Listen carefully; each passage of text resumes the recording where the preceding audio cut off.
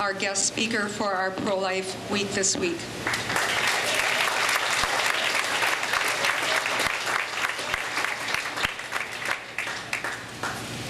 Thank you so much for having me. I'm happy to be here at your wonderful school and see so many faces that are, especially just seeing you open this event in prayer. That was really uplifting.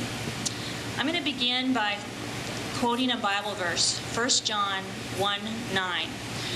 If we confess our sins, he is faithful and just and will forgive us our sins and cleanse us from all unrighteousness. Over 55 million abortions have taken place in the United States since Roe versus Wade. And there have been almost 1 in 3 women in the United States who have had an abortion. I am one of those women.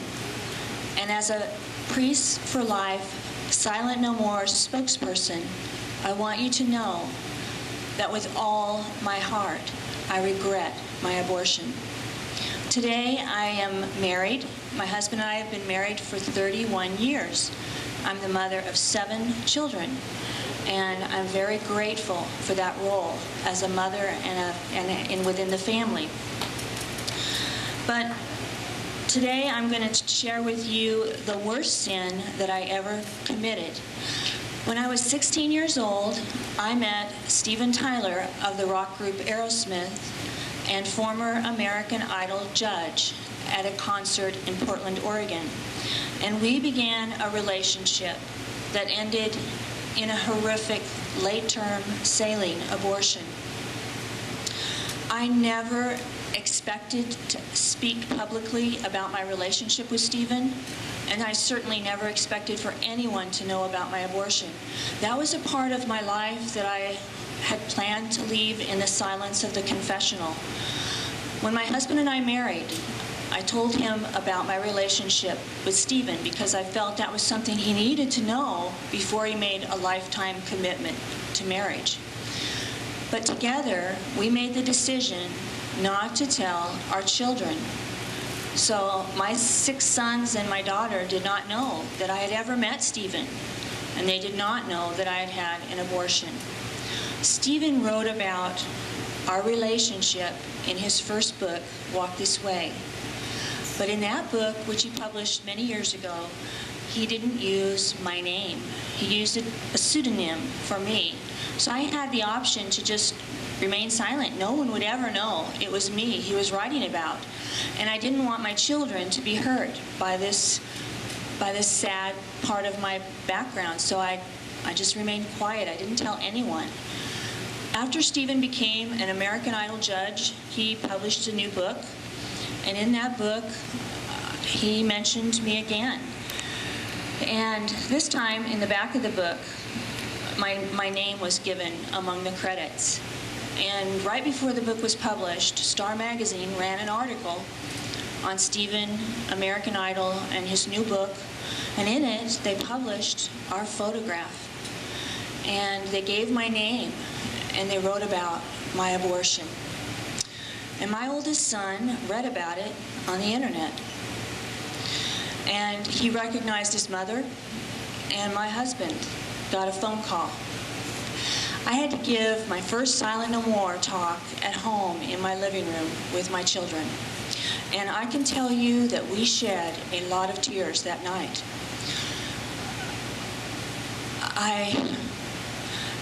I had been at our local Planned Parenthood with my older sons in their youth group. We had been out there doing sidewalk counseling.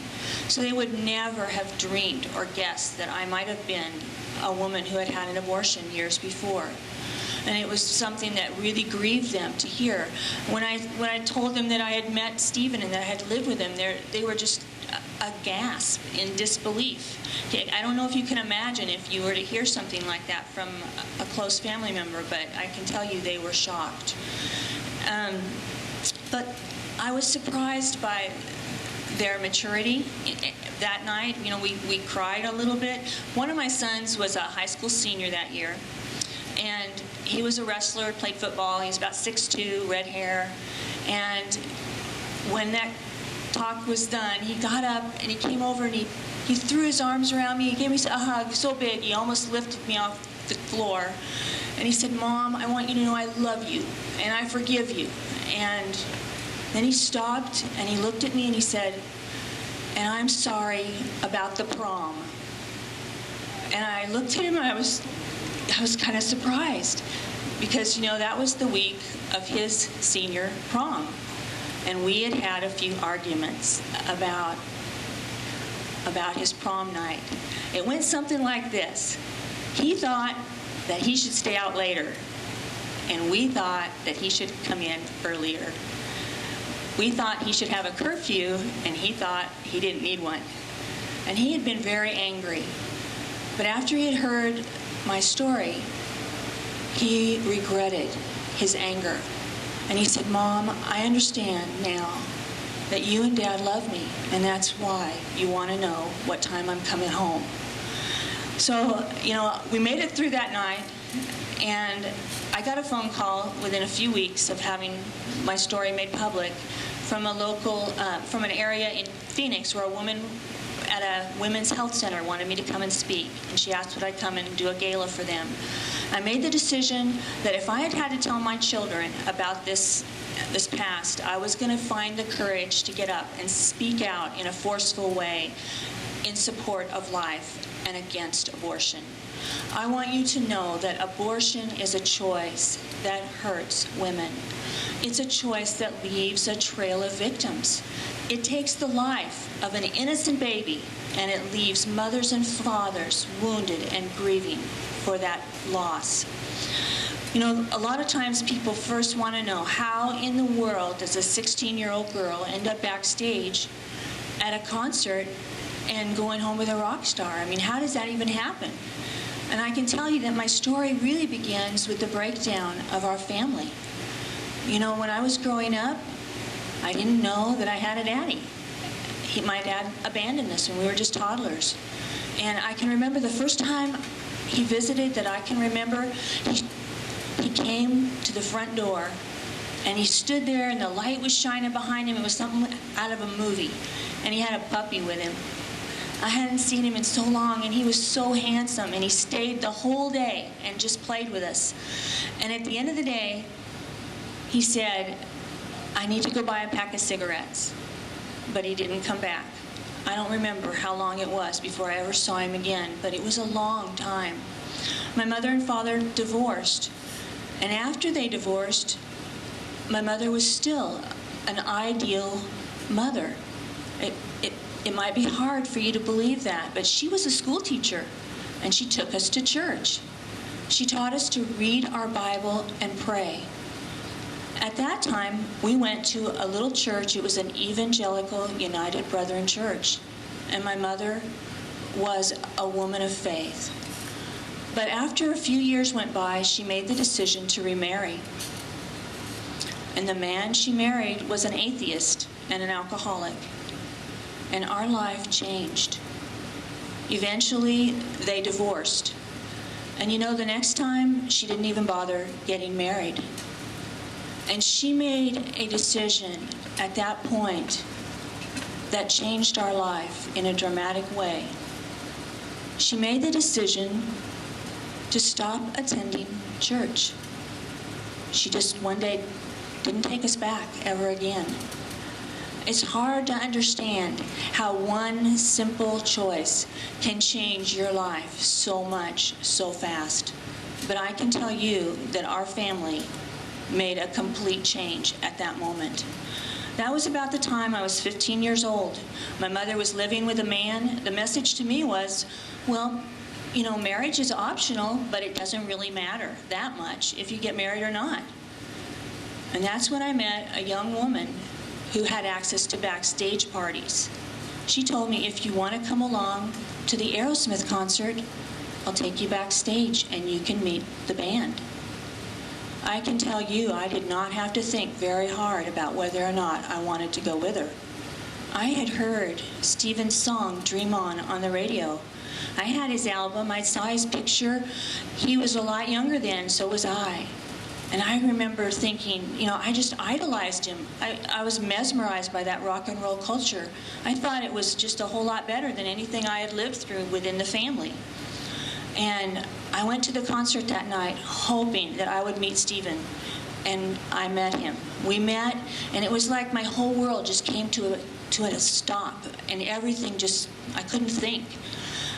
I didn't come home that night.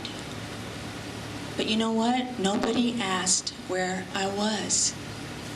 The next day, I did come home. I told my mom. I told her where I'd been. I told her I had spent the night with Stephen. And she wasn't really very concerned. The next day, she drove me to the airport so that Stephen had given me a ticket to fly to Seattle to go and stay with him there. And she just said, okay, go ahead and go. Sometimes we take for granted the supervision our parents give us, and we think, how come they have to be so heavy-handed? How come they have to say no all the time? You should be so thankful that your parents love and care for you enough to set boundaries and ask you those hard questions, like, when are you coming home? Within about a few months, I had moved to Boston to live with Stephen. He was 26, and I was 16 years old. I hadn't been there very long, and he came to me and he said that he wanted to become my legal guardian. He said that he wanted to take me on tour with the band when they traveled, and he said he couldn't take me across the state lines because it was illegal. I was underage. But if my mother would sign over papers and make him my legal guardian, that then I could travel with the band and everything would be good. And I can remember thinking, I don't really understand what all of this means. But I told him I didn't think my mom would just sign over custody like that. But, it wasn't very long before he came to me and he had those papers signed. And I can remember being just kind of in shock, like trying to take it all in. Like, what did this mean? I didn't really belong to my parents anymore. And I knew that Stephen and I weren't married. I remember thinking that I was in a vulnerable position. But I hoped that it would all turn out. And I asked him, how did you get her to sign those papers?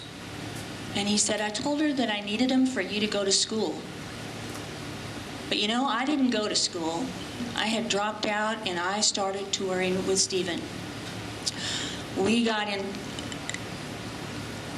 to go to a lot of cities across the United States touring with the band Aerosmith. We traveled in limousines. We stayed in big hotels. And I can remember night after night sitting beside the stage, sitting on the side of the stage, just watching Stephen perform and thinking, wow, this is great. I must be the luckiest girl in the world. I'm just living a dream here. I hope I don't wake up. But I also can remember thinking that he probably would get tired of me pretty soon. I didn't think our relationship would be long term. And I didn't really know what would happen then. But I thought, well, I just hoped for the best. When I was first living with Stephen, I was taking the birth control pill. And after about a year went by, we made a trip to New Hampshire to visit his parents. They had a beautiful resort, and he had a sister who was expecting a baby. And while he was in New Hampshire that visit, he began to think about having a family. He told me that he loved family life and that he wanted a child. And he asked me, did I want to have a child too? And I thought, when we're not married and I'm really young, but I care so much for him, I thought, I love children, of course I'd want to have a baby. Sure. I said, yes, I'd love to have a child with you. And I didn't put much more thought into it than that. And we were in a big hotel in a big city. I don't remember where it was, but I remember being on a balcony, high up above cars driving by, and he threw my birth control pills off the balcony of that hotel. And at that point, we were open to life within our relationship. I didn't become pregnant right away. It was about maybe a little less than a year. Stephen had been away on the road for a few weeks. He came home, and I had realized while he was gone that I was pregnant. And he was surprised. I remember he almost jumped when I told him that I thought I was pregnant. And it was like he had forgotten that I had not been using birth control. But he was very kind to me. He was very reassuring that everything would be all right. And with a few months after I had realized I was pregnant, he came to me and he said, "We're going to get married." And I can remember just being thrilled. I thought, this is wonderful. You know, we are going to get married. We're going to have a baby. He's, famous. He's an artist. I thought that my life just couldn't get better from this point. What I did not realize is that I was on a path that would lead me to the brink of death, and that I would be lucky to escape with my life. Sometimes we can think that we're on the right path and that we're heading in the right direction. But the truth is that we are truly lost. And that's where I was at that moment. Stephen took me back to New Hampshire, and we told his parents about our plan to marry, that we had a baby on the way.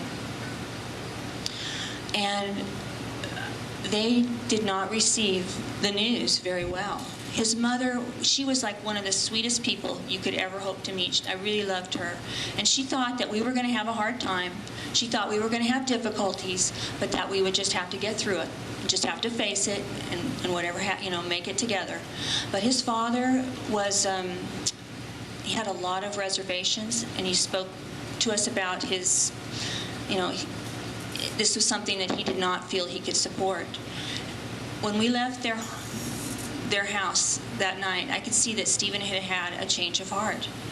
And for the first time, I began to realize what a vulnerable position I was in. I had no say in what would happen. I was underage. He was my legal guardian. It was almost like a parent-child relationship. One minute we're going to get married, and the next minute I could see that that wasn't going to happen.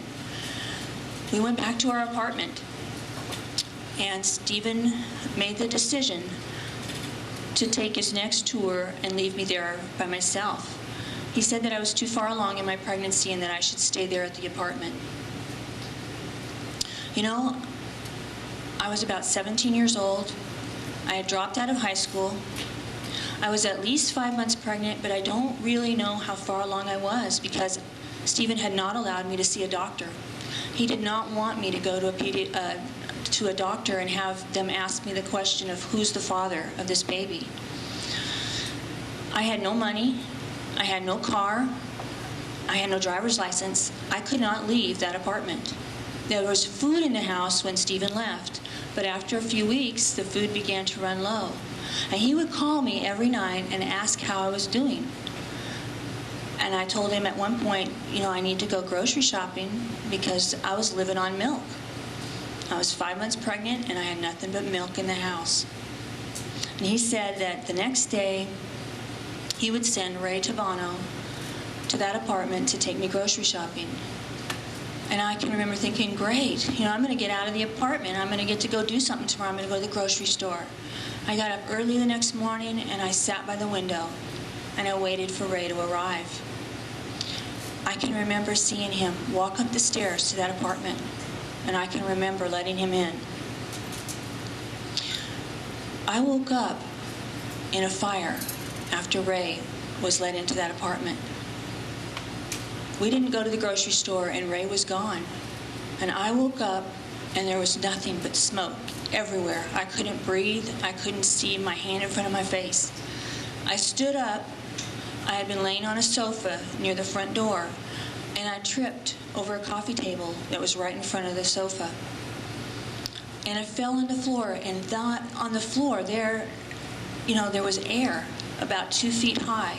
You could actually see a little bit, and I could see where the front door was. I could feel my way to get over to that door, but it was locked.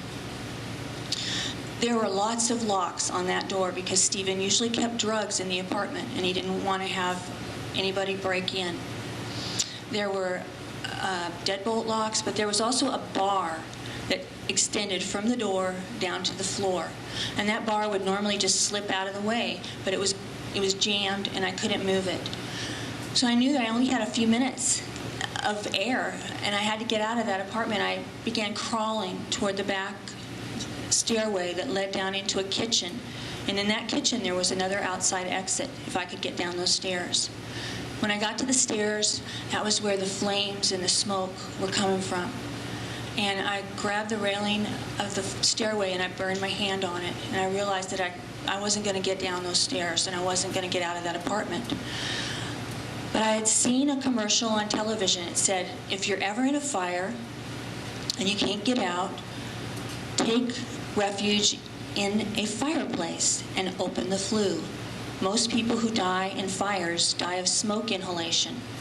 And there was a fireplace in our bedroom. We had never used it.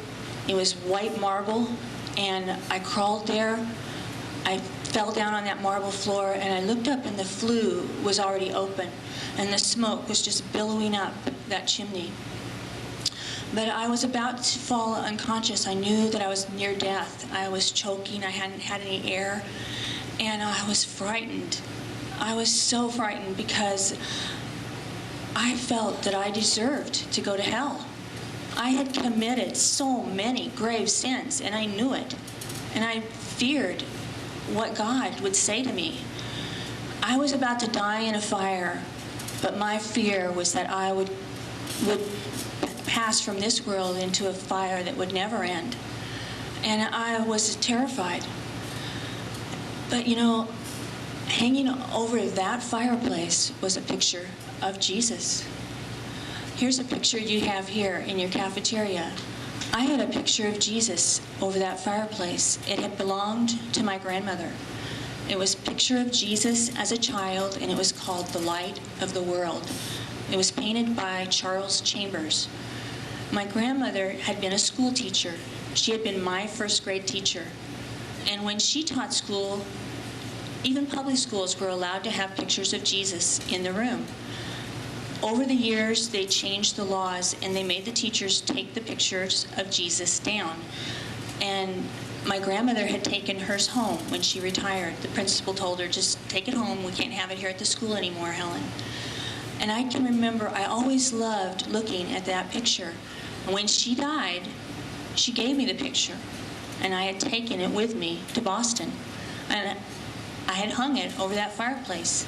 And as I lay there dying, that picture reminded me of a Jesus that I had forgotten. He was just a picture on that wall, but suddenly at that moment, he was real to me again, like he had been when I was a little girl. And I remembered our pastor telling us that Jesus was loving and merciful. And my grandmother had another tradition. When I was a little girl, if I was naughty, she made me memorize Bible verses. And her rule was, if you could say the verse, you were forgiven. And at that moment, I remembered a verse that my grandma had made me memorize. It was from the Psalms, and it was a verse that echoed Christ's words as he died on the cross. And I said those words thinking of him as a prayer. I said, into thy hands I commend my spirit. Thou hast redeemed me, O Lord, God of truth. And, you know, at that moment, the fear left. I didn't think I would live through that fire, but I wasn't frightened anymore. I felt that I had somehow managed to ask God for mercy and that he had heard my prayer. But God had a different plan for me. He sent firemen in there, and they pulled me out of that fire. And I had to be revived, but I woke up in a hospital. And the doctor was surprised that I could even answer questions. They said I had had such severe smoke inhalation that I would probably be brain damaged, and I wasn't. So they were really happy and surprised. And I thought, thanks to God's goodness, I had lived through this fire, and I was going to be okay. But what I didn't know was that the worst nightmare was about to begin. Before I could leave that hospital, Stephen came to me and told me that I was going to have an abortion. I had never even dreamed of having an abortion. That idea of that was completely foreign to me. I was excited about having my baby. I wanted to be a mother, and I thought Stephen was happy too. But he told me that he had a doctor there, he had his attorneys. Abortion was pretty new back then, and he had put a lot of money and power into making sure that everything was in place for me to have that abortion. I told him no, and we began to fight. We argued, and you know, of the 55 million abortions that have happened in the United States, over 60% involve coercion. Sometimes we think coerced abortions only happen in places like China, but the truth is they happen everywhere. Abortion is legal. Women are put in the position where they have to choose between their baby and the street, and that was basically my choice. I would have that abortion or I could hit the street. Looking back on it, I wish I had chosen the street. I know now that somehow God would have helped me. But at the time, I just caved in fear and desperation, and I just agreed to that abortion. And I was moved to another area, and I had that abortion. I can tell you that our relationship was never the same after that moment. And sometimes people will try to convince you that, you know, if sometimes when a woman is put in a position where she's being told she has to have an abortion, they'll say, if you just have this abortion, if you just agree to this abortion, everything will get better. My experience was that everything was worse. And I felt personally wounded. I felt like I had separated myself from God in a permanent way. But my experience since then has taught me that God's grace is bigger than even my worst sin. I returned home about a year later, and it was there that God turned my life around. And the way that he did that was, when I got home, I found that my mom had married the man she was living with, and they had returned to church. And they invited me to go to a church camp with them. And at this time, if you had seen me, I was an image of pride, vanity, and sensuality. I did not have any desire to go to church. But I did want to go to the beach, and that's where the camp was. So I said yes. I went ahead and went with them.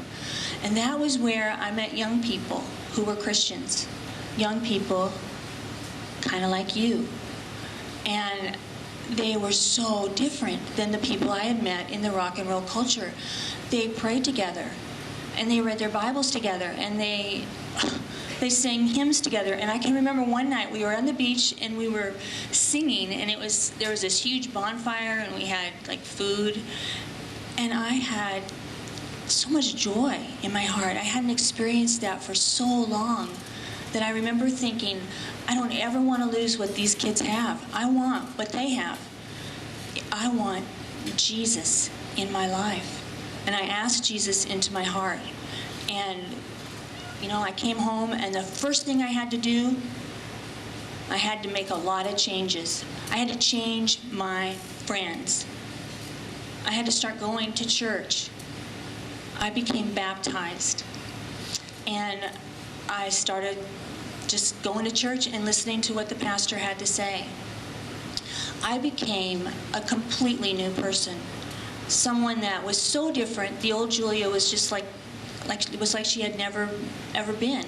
I was someone new. So in closing, I'd just like to thank you all for listening so attentively.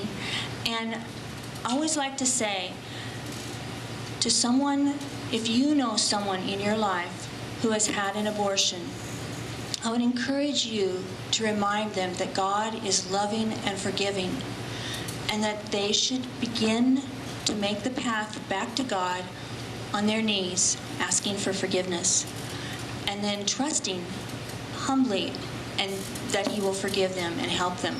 And then if you know someone who might be considering having an abortion, I would encourage you to remind them that abortion is never the answer, that If you choose life, that is an answer you can live with.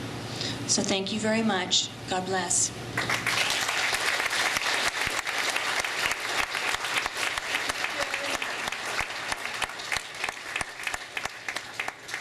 Thank you for your attention. I'm sure that you'll have opportunity to talk about Julia's presentation in maybe some of your religion classes. I want to personally thank her and her husband for taking the time out of their busy jobs, careers, and lives to tell your story. It's very, very meaningful. And so at this time, you can just leave the chairs where they are because we'll have chapel tomorrow morning. Thank you very much for your attention.